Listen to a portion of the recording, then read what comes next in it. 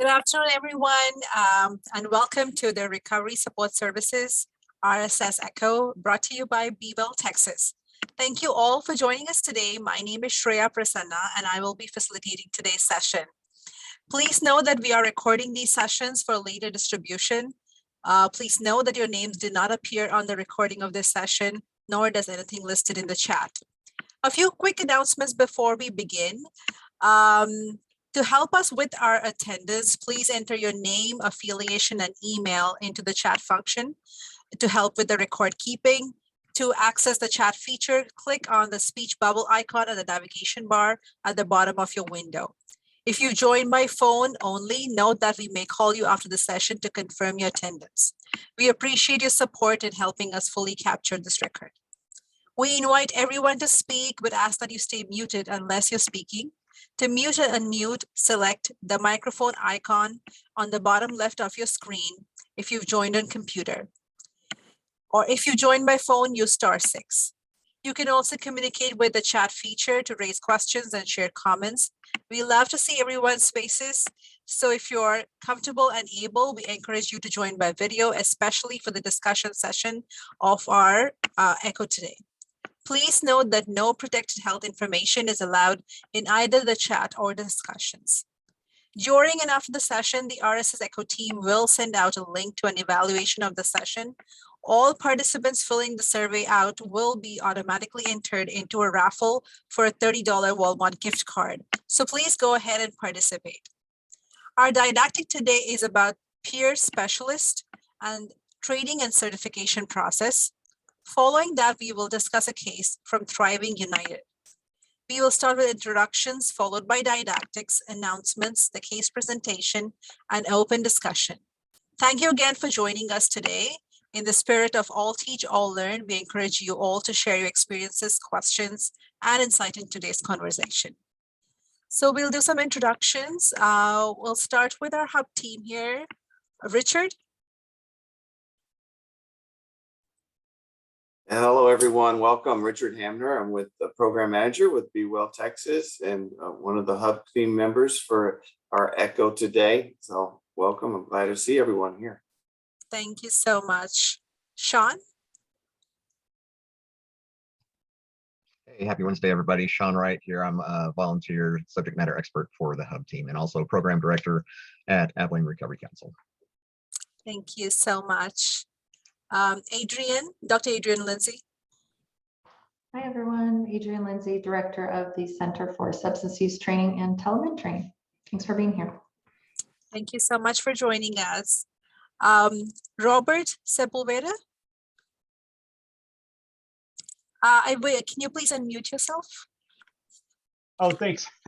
Sorry about that. I'm Bob Sepulveda. I'm with the Health and Human Services Commission, the Peer Services Unit. Good to be here. Thank you so much for joining us today. Jen Bolin.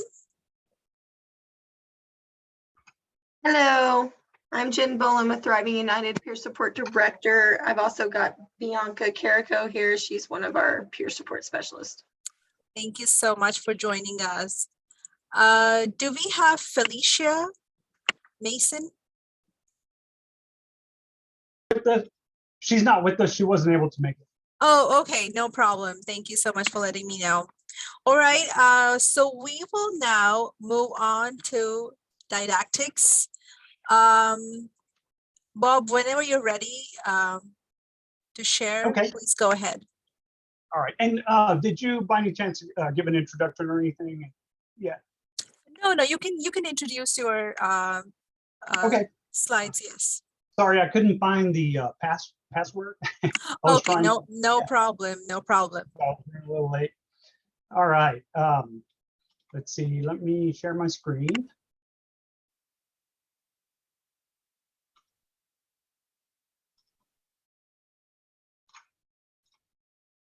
Okay, are you seeing this in presenter mode? Yes, it's perfect. Yeah, please go. Presentation. Okay, perfect. My name is Bob Sepulveda. I'm a program specialist with the Peer and Recovery Services Unit with HHSC, and I'm a peer specialist myself. Right, I was a program manager at a recovery community center before coming on with HHSC.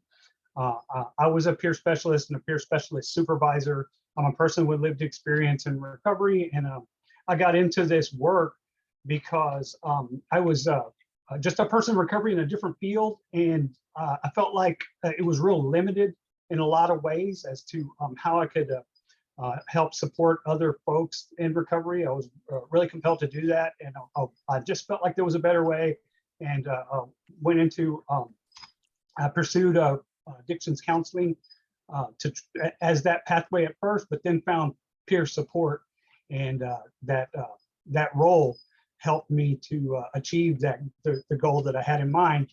And but it's an emergent role, and gradually moved towards helping to try to increase it and improve access, and that's the goal of our unit. Now I'm with the peer services unit. It's great to be a part of this. So what I'm going to talk about today is the role of a peer specialist, the qualifications, training, and certification process for a peer specialist and a peer specialist supervisor, and also our workforce development support hub for peer specialists. A lot of questions come up. I get asked a lot of questions, and now our support hub, and then a lot of other folks get asked questions like who's qualified to be a peer supervisor, what's the best way to collect the needed hours for the requirements, what type of work can be done while working for the hours for certification. So that's hopefully I'll answer some of those questions here. All right, so the guidelines for providing peer specialist services in Texas are defined in Texas Administrative Code. This includes the scope of services, the ethical standards, the definitions of training and certification. A peer specialist is a person who uses lived experience and formal training to provide strength-based, person-centered services to promote, to support a recipient's recovery and resiliency.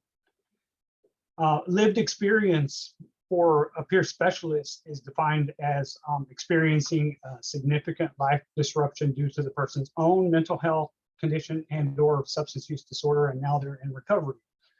Well, we've recently had certified family partners come under the administration of the peer HHS and the peer services unit, and they're a peer worker, but they don't call themselves peer specialists. This presentation is mostly focused on the peer specialist process. Certified family partners have their own training process. It's a little different. There's a lot of similarities, but there's significant differences to their process. So, and that's in keeping with the differences in how they provide their services. Theirs are defined in TAC also, but in a different spot, and not as completely as with the peer specialist. All right. So peer specialist services can include recovery and wellness support, mentoring, and advocacy, and the services can be provided individually or in a group setting. So some examples are providing information and support for planning for recovery, serving as a role model, providing assistance in finding community resources or services, providing support in stressful or urgent situations, and especially in helping to ensure that a recipient's rights are respected. Peer specialists can be found in a variety of settings, such as LMHAs, LBHAs, state hospitals, substance use treatment centers, peer-run community organizations such as RCOs, COSPs, and to some extent mental health clubhouses. The differences in the types of organizations where these services are implemented kind of produce different applications and different challenges. So organizations differ in alignment to peer services principles. The most closely aligned with our peer-run organizations. So peer-run organizations are the optimal setting for peer services, as they're most fully based on the peer services, the peer support model. So peer specialists are certified through the Texas Certification Board. The credentials for peer workers are mental health peer specialist, or MHPS, recovery support peer specialist, or RSPS, peer specialist supervisor, PSS, and the certified family partner. And again, those information can be found on tcbap.org regarding those credentials. So recently, some legacy credentials with different training and qualifications were consolidated. These were credentials that existed before They came under administration of the state and became a Medicaid eligible credential. So that produced, a lot of confusion because there was a different training path, and then that training path didn't align with the one for the Medicaid eligible one. But we recently realigned all of those so that the training and the steps are the same. All right, the qualifications again are listed in Texas Administrative Code, and those are that a person be a person with lived experience. You need to be a person 18 years or older, have a high school diploma or GED, be willing to appropriately share your story with recipients, be able to demonstrate self-directed recovery, pass background checks, and complete the training requirements. Passing a background check is particularly challenging for persons with lived experience. It's also the very thing that makes peer support effective. For that reason, we've developed a provisional credential with an intern designation on RSPS intern or an MHPS-intern, and it's provided for applicants who are not able to meet the background check qualifications. The main difference is that the intern credential is not eligible to bill Medicaid. The steps to become certified are to complete an online self-assessment and orientation that's available on the HHS website, apply for training with a certified training entity, complete the core and supplemental training, take a background check, apply for an initial 6-month certification, and during that time complete 250 hours of supervised work experience, and then you receive a 2-year certification. So for step 1, applicants sign a form attesting that they meet the qualifications, and organizations that provide training for peer specialists are required to be approved by the certification board, and information about training providers and organizations, in other words, how to find a training provider and find a training is available on the TCB website, and you can go on tcbap.org. And you can also get this information through PeerForce, and that's peerforce.org. I'll talk about a little bit more about them later. All right, so the peer specialist training, the initial training consists of a 6-hour core training and a 46-hour supplemental training, 250-hour internship supervised by a certified PSS. And the content is composed of content based on the service provision standards and aligned with national standards and core competencies such as from SAMHSA and also the Texas Peer Specialist Code of Ethics. The core curriculum focuses on values, principles, and competencies common to peer services, as well as history and an overview of the distinctions between the different specializations. The 46-hour supplemental training is the specialized training. The training for the different communities, the different experience, the different life experience, the different systems, and the different recovery focuses and culture and norms and values, the systems, the challenges, the goals, and the language. So the background checks are information about criminal history, charges, indictments, convictions, probation, etc. Certification can be denied for offenses related to the duties and responsibilities of a peer specialist. The period of denial is differentiated based on the severity of the charge. The charges are categorized on the scale from 1 to 5. 1 is the most severe and 5 is the least severe. The range is from 3 years to lifetime. The details and the scale of offenses can be found in TAC. And there's an appeals and exceptions process for applicants that are denied certification. All of the details for that can be found from TCB, and I could also answer questions about that afterwards if necessary. So exceptions are possible for extraordinary or extenuating circumstances, and those are determined by the board. There's also the provisional intern credential for applicants that are not able to meet the background check requirements. Here's a visual representation of what the pathway looks like. So completing the training steps, completing a background check. If you pass a background check, the steps from there are the same. The only difference being that if you don't pass, you're not Medicaid eligible. But because these steps are the same and the training is the same, then at any time, if a person does become eligible, then they can apply for full certification as opposed to the intern credential.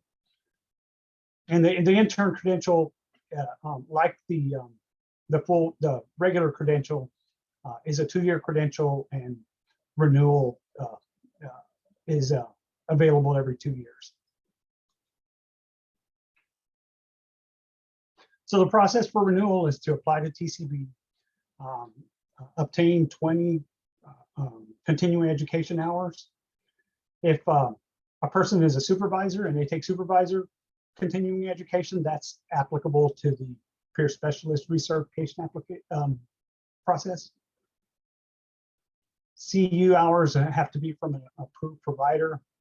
You have to take another background check, meet the same minimum qualifications. So the peer specialist supervisor role focuses on peer specialist provision of services, review of cases and skill building, problem resolution and professional growth. It also may include aspects specific to the organization, such as following policy or other administrative matters.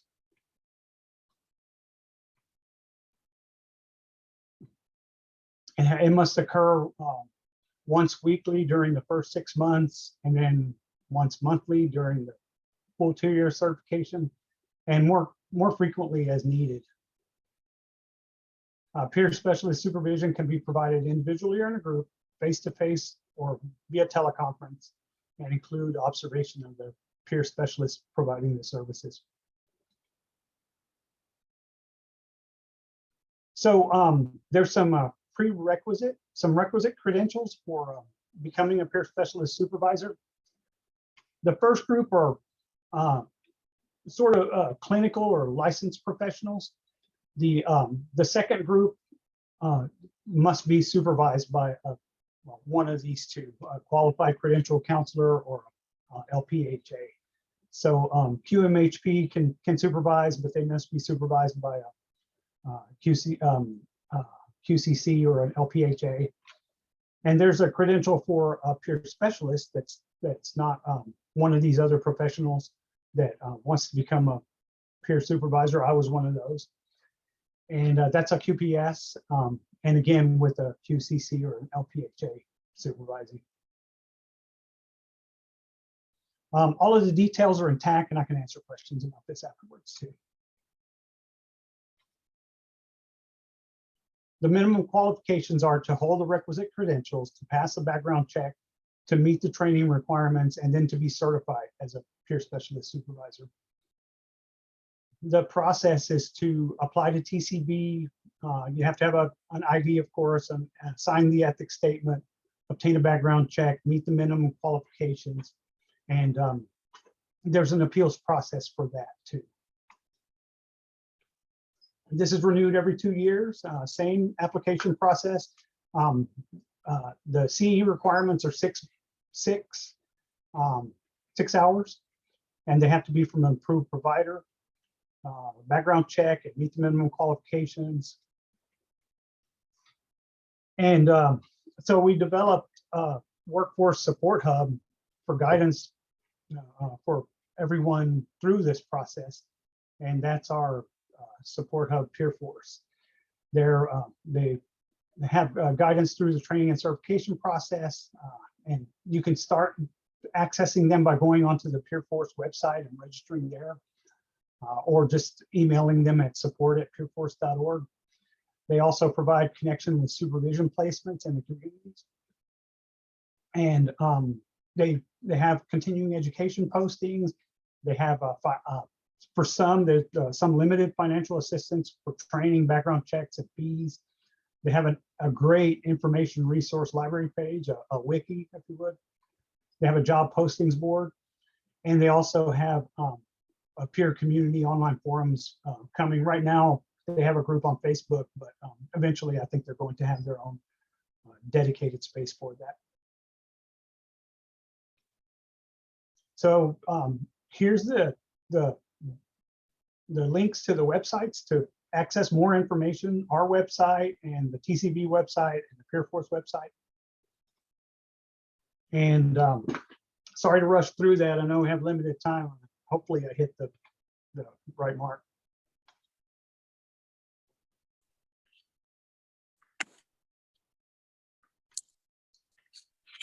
Thank you so much, Bob, for this amazing presentation.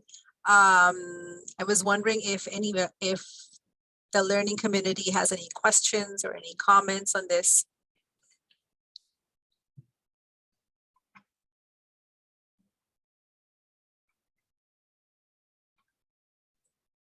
Oh, I see. Chandra, Chandra, I think is the way she pronounces her name, recently connected with PeerForce and got some support. So that's good. Thanks, Chandra. Thank you, Bob. That was great. One of the things I had wanted to kind of ask about, and I thought that was, you touched on it right at the very end, and you're going through PeerForce. So actually, if a person needs financial assistance for any of that PeerForce is who they need to contact for that. Is that right? Yes. Yeah, peerforce.org. And that includes background checks or so, because every 2 years you've got to have that done. And so I know sometimes that can be a barrier. Absolutely. Yep. That's wonderful. So we'll now move on to announcements. Echo IT, if you could please share the announcements. I will invite Richard to introduce us to Be Well Texas. All right. Well, welcome everyone. Be Well Texas may be new to you, right, in this terminology. So I just want to let you know that Be Well Texas is, we're still under the UT Health San Antonio umbrella. We used to be Texas Mood. So many of you may be familiar with us that way. And we are now, just to let you know kind of what we do, we offer education training resources, research for substance use disorders and healthcare as we go through. If you want to add another slide, I don't know if you want to go to the next one. We've talked about some of the initiatives that we have with Be Well Texas, our virtual clinic. But I want to take this time too to announce that we have actually 3 different RFAs that are open right now. One is for recovery housing, recovery residences. So you can find that on our website at bewelltexas.org or texasmood.org. Those links still work. Virtual health technology and expansion of peer services is another one. So if you can see that's another one of our services, and just recovery support services and expanding those, right, and through training and other opportunities. Not to mention our virtual clinic that we opened in October, and as we're starting to roll that out, and just being able to support people across the state in that way. A lot of these statewide initiatives are impacted by the COVID-19 natural disaster funding that comes with that, help support it. What is that? We have the next slide. I think this is our Be Well, our virtual clinic, right? So we have addiction medicine services, with counseling available, and peer recovery support. So this is a no-pay, self-pay, insurance options available. We want to make sure that everyone has an opportunity to access these resources. And again, you can see the website is the bewelltexasclinic.org, and there's also a number here, 833-778-2571. You can call that number and you will reach somebody who can help you with any of these services, medical counseling. Thanks, everyone. Thank you so much, Richard. Echo IT, if you could move on to the next slide, please. So yes, recovery support services are provided by peer specialists who help initiate services like counseling, sober housing, transportation, medications. Peer support peers provide support before, during, and after treatment to increase long-term recovery and recovery quality. Next slide. Can we go back? Yes, thank you. Our next RSS Community of Practice Echo is on Wednesday, February 23rd. Please do join us. We have some exciting speakers lined up. Next slide, please. The Texas SUS Symposium is happening in person and with virtual options on March 24th and 25th. Please look up texassus.org for more information on registration. The next Texas SUS session is on Tuesday, February 8, 2022 at noon. Please join us. It's a very pertinent topic. Next slide. Heroes Helpline is provides a free, entirely confidential telephone support and referral services that affords first responders and healthcare workers the opportunity to seek treatment without fear of judgment, stigma, or occupational threats. Please call the confidential helpline or check out heroeshelpline.org. Thank you so much. And now we'll move on to the case presentation. Echo IT, if you could please share the case. And Jen, you can take it away whenever you're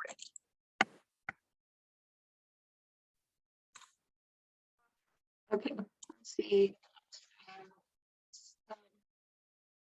So the peer that I am presenting today, he's 37.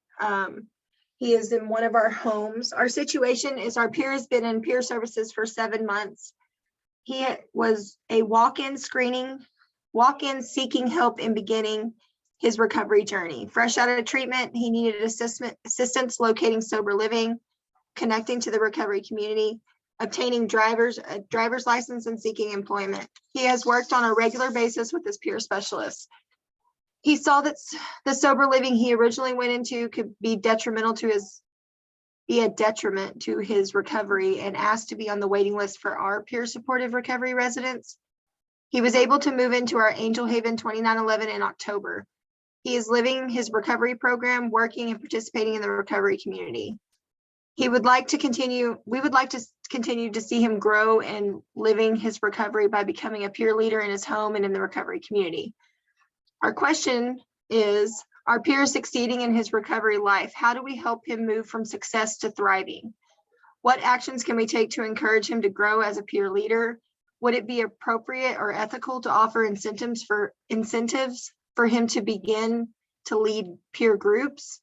If so, what incentives would be appropriate and or ethical?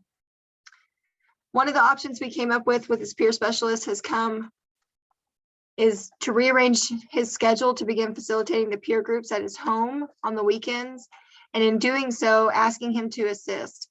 Hopefully, in giving him responsibility to help, to offer insight and support, then he would be inspired to begin leading. He has shown interest in becoming a peer leader by applying to take house manager trainings through our Tron Fellowship program. Obstacles. He works full-time and has a busy schedule with recovery meetings, family time, meeting with a sponsor, and house meetings, overloading him instead of giving him time to really just enjoy living recovery. Success is thriving. What are his desires? Growing too fast can have the reversed effect and become detrimental to recovery. Our biggest thing is with him is we want to, because some people would say that we've kind of done our due diligence, right? We're helping him along his recovery journey, but we want to help him even further. We're trying to help him iron out some of his obstacles and time constraints. And so we're just looking for questions. For suggestions for how to help him do that. He's consistent in peer services. He's solid. He's huge in the recovery community. He's huge in our recovery community organization and in the home that he's in. He's such a solid figure to the other guys in the home.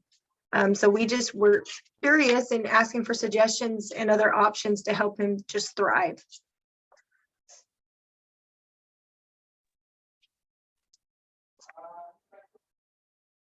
It's a great case, Jen. It's a little different perspective than we have on a lot of our cases, right? Generally, we're talking about one individual and some of the challenges that we have. There's still challenges here, but love to get the feedback from all the participants and everyone here on the call to see what suggestions you might have to help Thriving United and help this gentleman. Jen, did you say that that y'all were encouraging him to start recovery groups at his home? So we're looking at starting recovery groups in all of our residences. And we want to try to encourage him to lead the one in his home. Yes. Okay. I misunderstood that. I thought he lived by himself and y'all wanted him to start peer groups at his house. No, ma'am. He's Okay. in one of our recovery supportive residences. Okay. And has been for 7 months. Or well, Okay. little less than 7 months. He's been in our services for 7 months. So he's been in our home for just a few. Okay. Because my answer to that was going to be that, like, that's a hard no. Okay. Yes, ma'am. Okay.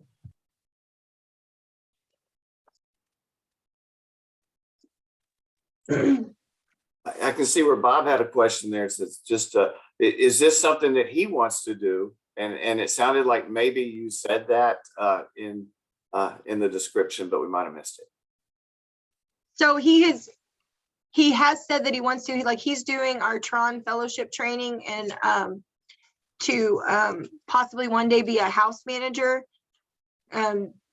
So yes, he said that, but then he has a lot of time constraints, and trying to iron out his time constraints with him and figure out his schedule that's more supportive to his recovery, because we're at a challenge with him that he's thriving in life and everything, but now he's losing time for the putting time in for his recovery. And so helping him iron out those time constraints and schedules constraints and help him to see the difference in when he was totally in his recovery and working less. Now he's working more and thriving more in a sense, but his recovery is kind of fallen by the wayside. So we don't want to lose him in it. So maybe is there a way like in the beginning, so he keeps his self-care, because that's what I'm hearing. He's lacking, it's starting to lack, where it's a part-time beginning, like intern, where he still has that. So it's not, because I come from a sober living environment, which I'm not in now, and being both in my house can be overwhelming, because then I become the go-to for everybody. And so maybe be that in a different help in a different house, so he has a place to leave and come home and it be his home. Does that make sense? Oh, okay. Yes. I'll share a little bit about me. I used to be an outreach worker with Oxford House. Uh-huh. And so I lived in the houses and also worked. And so it was like I never had a day off a lot of times because I was in that house. So maybe if he helped at one house part-time, but not at his own, then everybody in the house would just not automatically think does that make sense at all? So maybe what if I'm hearing you correctly, Miss Carrie, is like maybe if we did a peer support group in another one of our homes or at our center, and maybe Yes. get help with that. Okay. At least to the beginning, till he learns his own balance. That way it does, because I know for me, being in a house sometimes and then being the person they think has all the answers, I don't technically get a day off, if that makes sense. So where I would normally go home for my self-care, I no longer have just for myself. Okay. Yeah, that makes perfect sense. I think Slade had a point. Slade, would you like to unmute and perhaps Yeah, speak sure. a little more? I know that a big part of my self-care was also getting educated around medication-assisted treatment, not just on my own personal journey, but how to support others with that. And it was a good new experience to add to my recovery path. I don't know if everybody can relate with that, but I was just thinking that would be interesting to be able to offer up some of those things to this individual. Story, he's in our medically assisted treatment home. That's what our 2911 is. But the training for it would probably be super beneficial to him. That's a really good point too. I just have a quick comment to that effect. Oh, I'm sorry, just quickly, I just let people know that our MOUD ECHO is open to anyone. So if anyone wants continuing education in that area, while a lot of the topics are kind of specific to prescribing, anyone is welcome to join, and we certainly have lots of peers in that ECHO as well. So we can share that information with anyone who's interested. Okay. Thank you. Hey, Jen, I think it's wise. My thoughts are that although he's thriving in his recovery at 7 months, it's still early in recovery to be putting so much on him. At this point, he needs self-care. He needs to learn about his own recovery instead of jumping right in and trying to help others and lead groups. And it is good to do things like that, but it seems to me like there's a lot of pressure on him right now, and that can be very detrimental to his recovery, in my opinion. It's just that as recovery coaches, we need to have 2 years at least minimum in recovery to help others. So 7 months jumping in, leading groups, doing things, I think it's early recovery, and he still needs a lot of support. That's a great point. And we definitely worry about that. And that was kind of part of the case presentation too, is he is early, but he's doing so well. So part of it was trying to help him balance out, because we do see some of it as far as him diving into the work and how much he's gone now, and he's busy with his work and his life, and we're seeing some of his recovery kind of fall, but he's not falling, if that makes sense, just his recovery maintenance. And so we definitely don't want to pressure him, but worried about if maybe just trying to give him incentive to remember about his recovery, if that makes sense. I see a question with Lindsay. So I would say that one of the things that might be beneficial is and it's kind of more on the mental health side, is to really create maybe go through and create almost like a wellness or a RAP plan, so that he can recognize when he's becoming overwhelmed, and when so he's got a really good strong hold on what it looks like when he's becoming overwhelmed, and how to maybe step back when he needs to step back, and have that kind of written out, and so that you guys can kind of work it out. And so if he does become overwhelmed, he can recognize those symptoms and those signs and do something about it. Thanks, Lindsay. I see a lot of comments here in the chat. So I'll read out. Kristen Wilford, did you want to elaborate on your comment? We have to meet people where they are. Yes, ma'am. I was just, listening to the case study. I'm thinking to myself, we do have to meet people where they are, not where we want them to be. And it is hard to relinquish that control sometimes when we think, okay, we see their potential and where they could be and where we want them to be, but everybody moves at their own pace, right? And it sounds to me like he could be very overwhelmed, which is a red flag, right? We don't want to get overwhelmed, especially early in recovery. So maybe taking some things off of his plate, and would allow him to focus more on his recovery instead of trying to put more on his plate. Right. That makes perfect sense. Keep it simple. Right. Yeah, I definitely have to do that in my own life. So it's a really key point. Yes. Right. And Slade, you had some comments? No, I was just suggesting, having a full understanding of what recovery capital is definitely can help identify some areas you may need to have boundaries around, what you feel like you're lacking, or what maybe your community is noticing, and how they can support you. Right. And I see this very interesting comment by Joseph. And I think this goes back to the previous discussion. What does balance look like for someone who previously does not know what it is like, right? So did you want to talk a bit more about that, Joseph? Yeah, sure. I believe Lindsay, hit the nail on the head. perfectly. We can tell somebody, what it looks like for us, but until they experience and explore, and absolutely any type of recovery plan or exercise or wellness recovery action plan where the person can walk themselves and start to see themselves on paper and process, what it looks like for them realistically, then they'll be able to see where they need to pull back in some areas, where they'd like to step up in some areas, identify how and who can help them when they are struggling. And I also identify resources. So again, if we take a person-centered approach, yeah, we can tell them what we see for days, but until they see it from themselves, until they state the problem, they state the need, they state, what they're willing to do themselves, then we won't see any investment in their own recovery.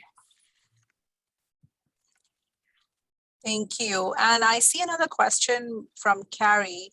Are there virtual recovery support meetings that he would be able to join when he has downtime? Does We don't have any virtual recovery support meetings. So I'd be way interested in hearing that. If anybody else offers that. Well, I know there's a lot of virtual, you can put in like a different, whatever that particular entity they're interested in, and you can put online, and you can usually find an online meeting any time of day.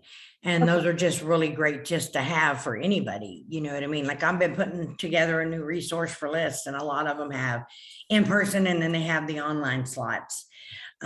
So those are available more so now than past due to the pandemic, but a lot have chosen to stay. Even though people are meeting back in person, a lot have kept it because it's connected a lot of people that normally wouldn't connect. Because even without the pandemic, there were a lot of people that didn't leave home or had health issues or whatever. And so it's connected a lot more people. So a lot are still keeping it even as we open up. I see some links here for some virtual meetings. Thank you.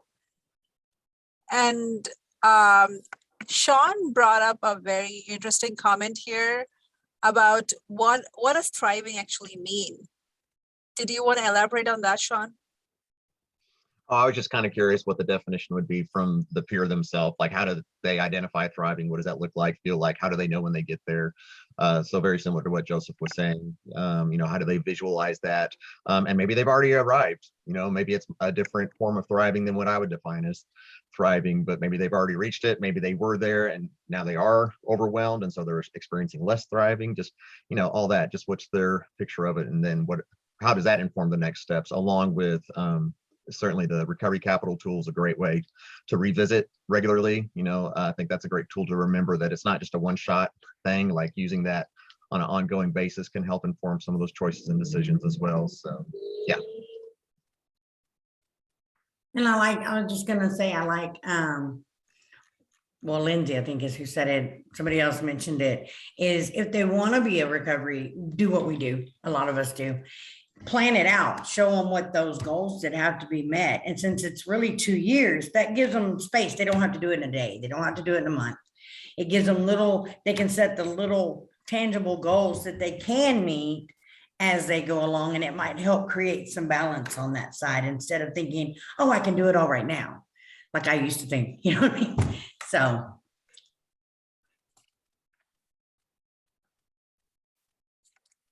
I wanted to divert the conversation a bit about the incentives question. So did anybody have any thoughts on that? I did have a quick clarifying question for you, Jen, around the incentives. Is he currently being compensated in any way for the groups that he's running, or is it just kind of on a volunteer basis right now? He's the Tron Fellowship training, but he's not getting compensated for it. From what I don't understand, that's kind of the residence director's she got everybody involved in that who she thought would need to be involved. But from my understanding, that's by volunteer. He's willingly doing that. Thanks. So I think the grant that we work under a grant where I work at, and we actually have written into our grant that we allow for like a gift card as an incentive for going to like different events. So I mean, if it's written into our grant, I don't think it's unethical, right? Right. Okay.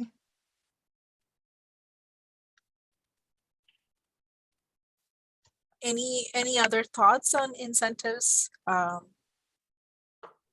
of the thoughts that I had is I think the clarity on what the incentive is and kind of what you mean, right? It's like, are we incentivizing the person to, as a coach, you kind of want to incentivize the participants you're working with to maybe engage, maybe with follow-ups, or, maybe, you want to provide some transportation, if they can't get to meetings, you can, kind of do those things to make it easier for them. But then when you say incentivize too, do you want to pay them a stipend for doing some of the work or something that could be volunteer? I think maybe there's some clarity there. Sometimes incentive sounds like, you're kind of coaching them along, not, kind of like, putting the carrot out there. It's like, come do this, come do that for this. And I think sometimes we have to be careful with that.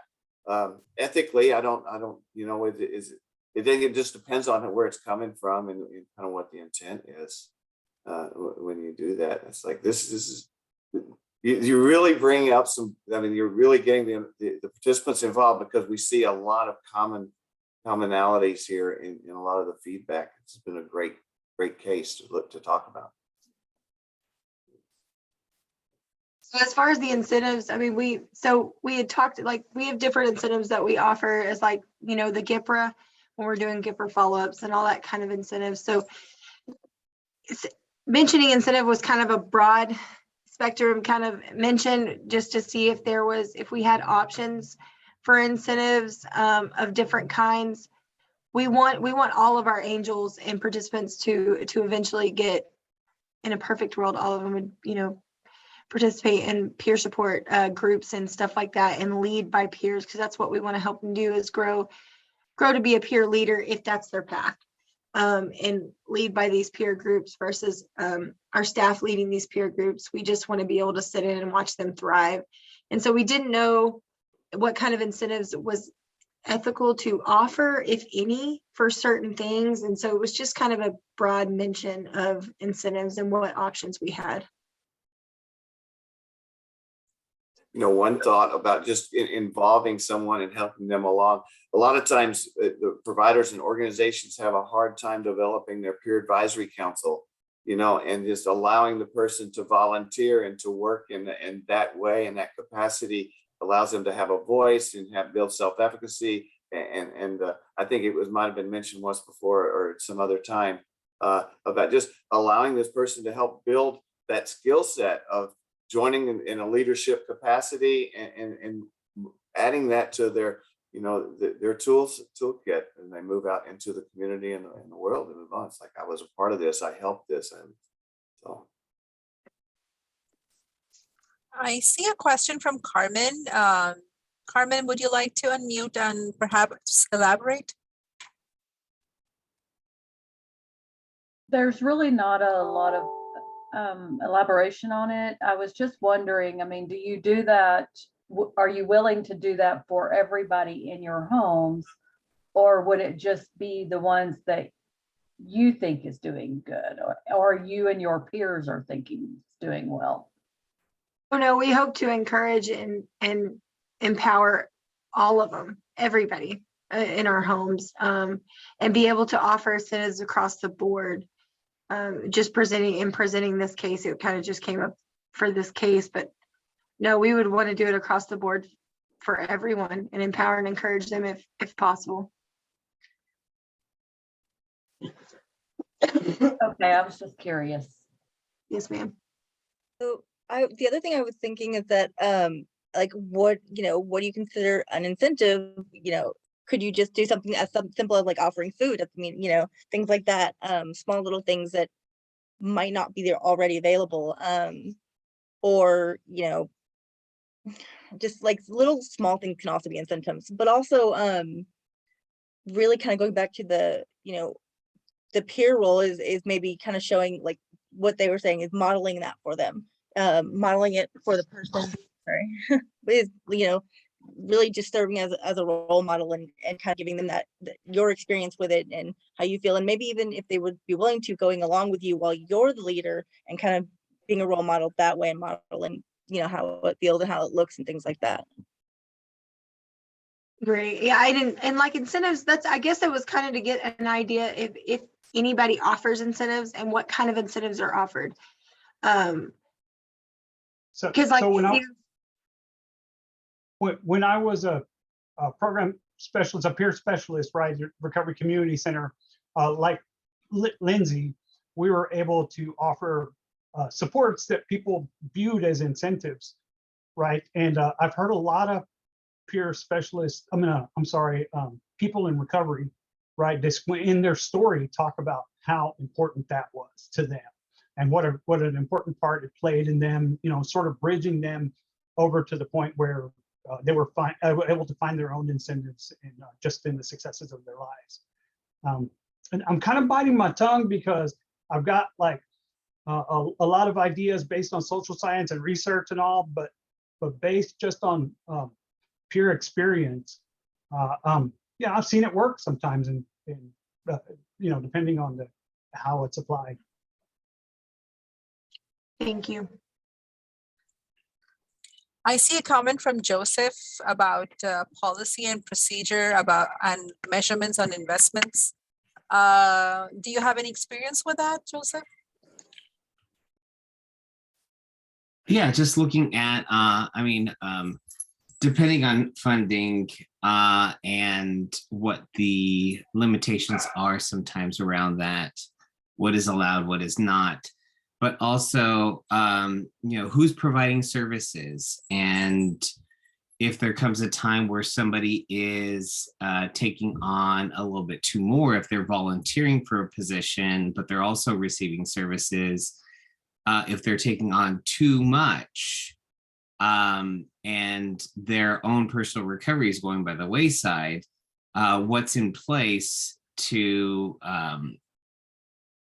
pull back, to re-navigate, to re-steer them to focus back there, especially if an incentive, and I think I put investment instead of incentive, but if that drive for me to continue providing services is a financial incentive, and that helps me meet some bills or helps me, get some food on the table or gas, then that's going to be my focus. And of course, I'll volunteer a little bit more, or I'll put more work and effort into that and not focus on my own personal recovery. And in early recovery, I think sometimes we can grasp onto anything for a sense of purpose, right? So SAMHSA defines those areas of health, home, purpose, and community. And when we're not addressing all of those areas and we get a sense of purpose, we latch on to that, and that becomes everything, with everything else dropping off of the wayside. So policy procedure wise, what do we have in place to navigate all of those things, and just checks and balances for those areas? So it's not you get an incentive, you don't, you get an incentive. So it's not willy-nilly, so to speak. Right. Those are some great points. I'm absolutely enjoying this discussion. So any other thoughts surrounding this before we go on to recommendations?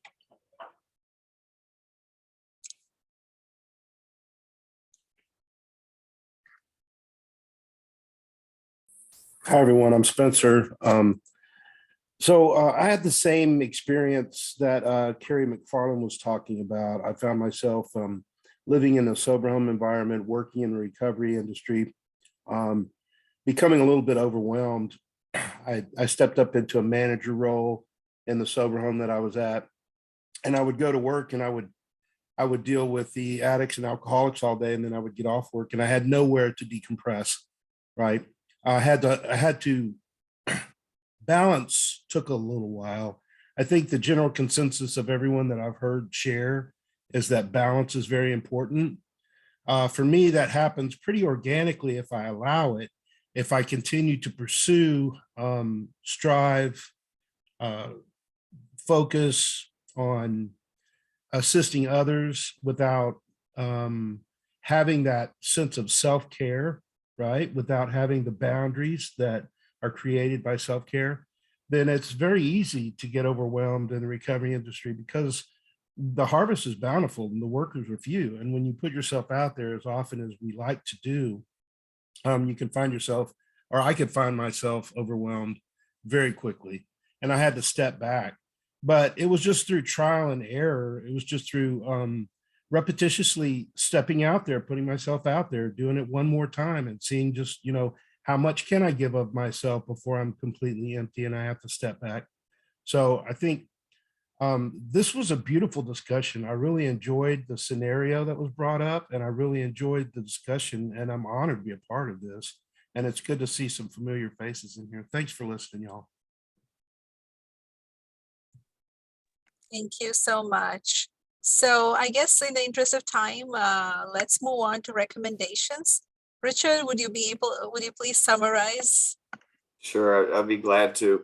It's hard. There were a lot of things, but we had some general themes, right? But before, Spencer, thank you. And for everyone else that chimed in and participation, Bob, thank you so much for your sharing.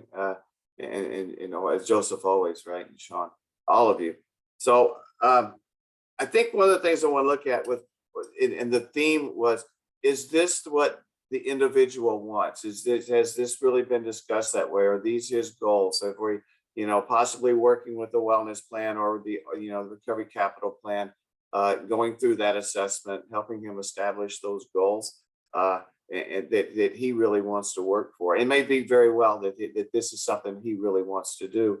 But I would also caution too, there's a reason that we ask for our peer support individuals to have a couple of years under their belt, right, so that they've actually navigated a lot of their time on the recovery side and not necessarily on the addiction side or the use side or the whatever that may be, so that they can share those experiences of coming out on that side, what recovery looks like. So giving this person an opportunity to do that, I think would be very helpful. However, again, it comes down to what he wants. The mention of self-care and balance, and I think there were some concerns. Everyone seemed to voice a concern that this individual maybe was putting a lot on his plate, spending all and just overwhelmed with that. And so just kind of sitting down with a person and working through that plan. I thought that was a good point too when we talked about balance, being in a recovery. If you're in that environment and you're doing the work there, and then that's where you come back to debrief or to decompress, and yet you're still surrounded with all of that can even add to, a lot of times it's not even the actual work that can be so overwhelming as a secondary or the collateral piece of that, right, that happens being surrounded with it.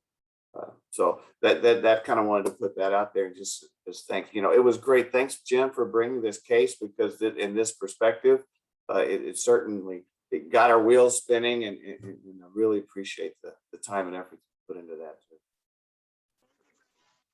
For the amazing feedback. This has been super helpful in many ways.